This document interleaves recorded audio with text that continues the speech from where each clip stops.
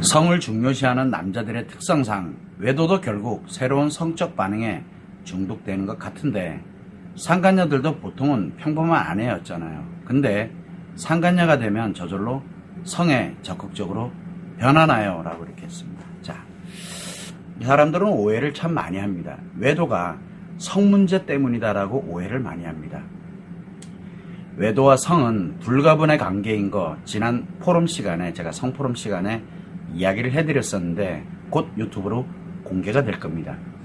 자, 이때 성 문제로 인해서 외도가 발생하는 것이 아니라, 외도는 중증심리장애에 의해서, 중증심리장애가 발생된 걸로 인해서 외도가 발생을 합니다. 이때 외도가 발생을 하게 되면 성이 따라가요. 즉 성 문제가 외도 때문에 발생을 하는 거예요. 야, 그러다 보니까 성이 중요한 남자에게는 건강한 사람이든 중증심리장애든 성이 중요합니다. 누구나 다. 그래서 남자들의 특징이 아니에요. 외도하는 사람들의 특징이 아니라 모든 남자들의 본성이에요. 이 성은. 그러다 보니까 중증심리장애가 발생을 하고 난 다음에 반응, 말과 행동에 반응해주는 여자와 외도를 하게 됩니다. 그러면은 이 여자에게 처음에는 성과 연결되질 않아요. 그냥 그 사람이 하는 말과 행동에 반응에 중독이 됩니다. 그리고 나서 성이 저절로 따라가는 거예요. 그러다 보니까 즐겁고 재밌는 성을 계속 유지를 하려고 그렇게 들게 되는 겁니다. 이게 중증심리장애예요. 자기가 지금 뭘 하고 있는지 모르거든요. 그런데 상간녀들인 경우에는 보통은 평범한 아내였다. 아내요, 미혼도 많습니다. 미혼한 사람, 미혼인 사람, 그 다음에 이혼했던 사람, 요즘은 이제 아내들이 많죠. 이건 왜 그러냐? 이 사람들이 성과 연결되어 있질 않아요.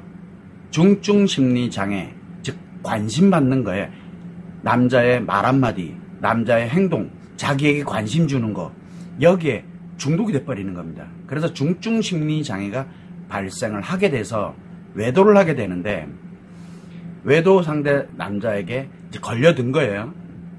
그렇게 되고 난 다음에는 어차피 성은 따라가니까 이게 바로 반응의 중독이, 관심의 중독이 되다 보니까 여자들이 관심 받으려고 성이 움직이게 되니까 매우 강력해. 일반적인 여자들이 아닌 거예요. 몸 대주는 거예요. 공짜로 대주겠다는데 어느 남자가 마다하겠냐고요. 하물며 중증심리장애인데 모든 걸 소유한다는 소유의식과 우월의식을 갖고 있는 이런 개념이 바로 중증심리장애입니다. 그래서 저절로 이 여성들이 성에 적극적으로 변하는 게 아니라 그만큼 더더욱 관심을 받으려고 성이 움직이는 것 뿐이에요. 그래서 항상 생각해야 되는 건 성 문제로 인해서 외도가 발생하는 것이 결코 아닙니다.